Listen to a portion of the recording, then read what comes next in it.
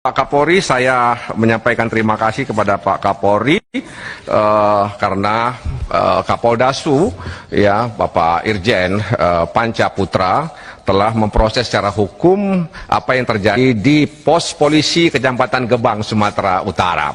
Ini mohon maaf Pak Hinca, Pak Trimedia, karena memang sering sekali pos polisi itu rawan terjadinya hal-hal yang menyebabkan warga yang melintas, terutama warga Aceh yang datang ke Medan, itu kadang-kadang digeranyangi Pak. Ya, jadi orang-orang sipil yang melekat sebagai banpol itu, terakhir itu mereka mengambil uang dari salah seorang warga Aceh yang hendak ke Medan.